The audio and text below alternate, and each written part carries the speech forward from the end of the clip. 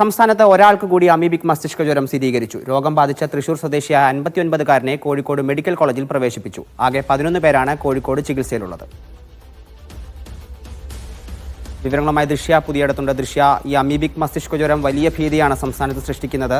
ഇപ്പോൾ ഈ ചികിത്സയിലുള്ള ആളുടെ ആരോഗ്യനില എങ്ങനെയുണ്ട്? എന്തെങ്കിലും നിർദ്ദേശങ്ങളോ നിയന്ത്രണങ്ങളോ ആരോഗ്യവകുപ്പ് മുന്നോട്ട് വെക്കുന്നുണ്ടോ?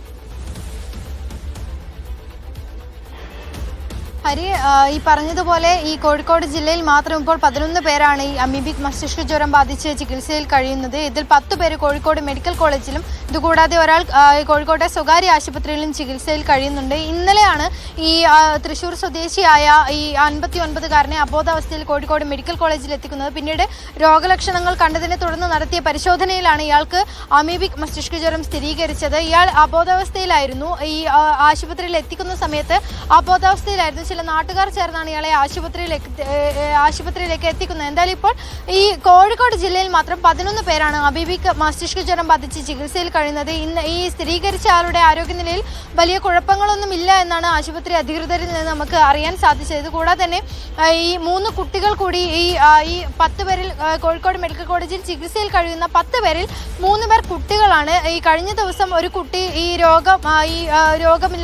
രോഗം സ്ഥിരീകരിച്ച ഒരു കുട്ടിക്ക് കഴിഞ്ഞ ദിവസം ഡിസ്ചാർജ് ആയിരുന്നു. അത്തരത്തിൽ ഈ രോഗികളുടെ അളവ് കൂടുന്നതിനനുസരിച്ച് ഈ കുട്ടികൾക്ക് രോഗം പൂർണ്ണമായും ഭേദമാകുന്ന ഒരു സ്ഥിതിയിലേക്ക് കൂടി പോകുന്നുണ്ട്.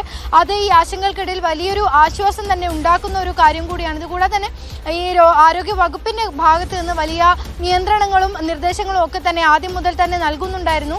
ഇപ്പോഴും ഇത്തരത്തിൽ തന്നെ ഈ ജലാശയങ്ങൾ ഉപയോഗിക്കുന്ന ഒഴുക്കില്ലാത്ത ജലാശയങ്ങളൊക്കെ ഉപയോഗിക്കുന്നവർക്ക് പ്രത്യേകമായ നിർദ്ദേശങ്ങളും നിയന്ത്രണങ്ങളും ഒക്കെ ഇപ്പോഴും തുടർന്നുകൊണ്ടിരിക്കുകയാണ്. ഹരി.